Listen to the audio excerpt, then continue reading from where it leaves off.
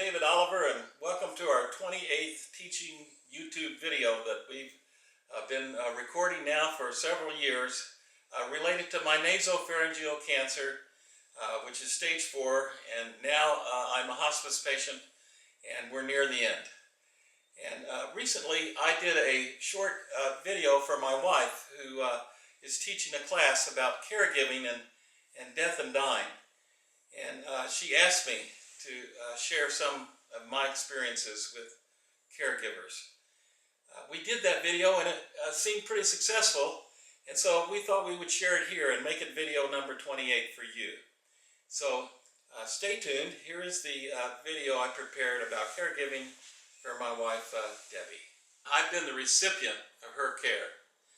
I've been the patient with the terminal disease, cancer, and she's been the caregiver, doing the best she can with this crotchety old guy. Caregiving is really a difficult thing, and I've been an advocate and very open about the need for doctors and nurses and providers and others who have cancer and caregivers themselves, that there are really two patients in this drama, the person who's dying and the caregiver. And I'm convinced it's the caregiver who suffers the most. I mean, after all, in the end, the person with cancer, I'm going to die. But Debbie's going to be left alone. What kind of reward is that after all the stress she's been through? I mean, from the day that she took my keys away from me because of medications and morphines and steroids that I had to take and other medications. So I couldn't drive, so she had to drive me everywhere. And then keeping those medications apart from each other takes great skill. I'm not so sure a PhD even really helps you with that, because there are different colors, and sometimes they're the same color, the same size or different size. And one has one professional medical name and one has a local jargon that's used for its name, and it's very hard to tell them apart.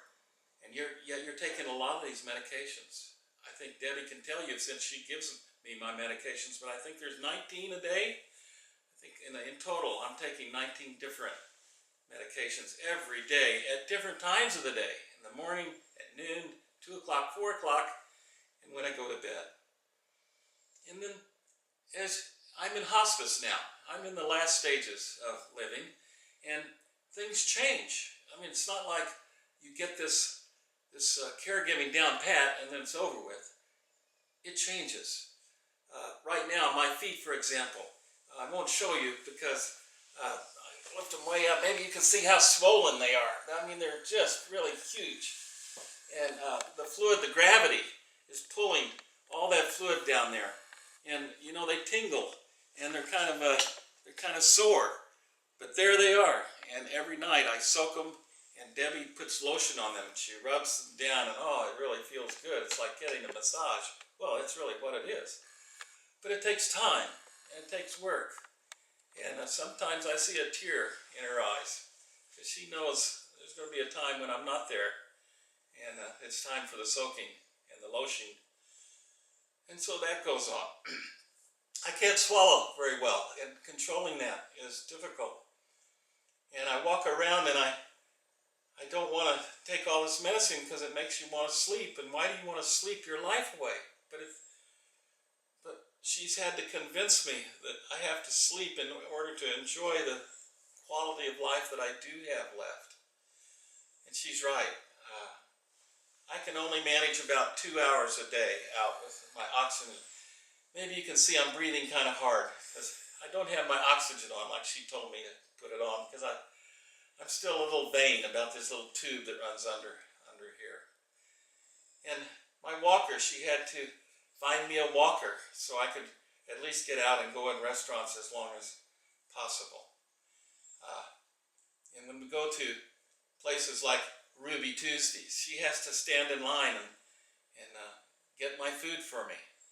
And if we take a short walk, I have to use her arm as well as sometimes the walker. So it's a busy schedule that a caregiver keeps. And hardest of all is hearing her tear up at night at 2 o'clock in the morning.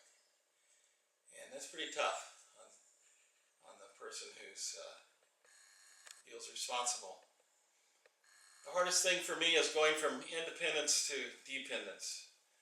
And therefore it's hard on her because it's hard to control me when I want to be independent but can't be. And so you have that miscommunication and it doesn't always go right. But our love for each other has attained a level I don't think could ever be attained by anyone else. And for that I'm grateful perhaps for the cancer. We've always been close, but I love her very, very much. And I can say that here on camera. And I'd better quit here, because I don't want to cry. But I wish you the best.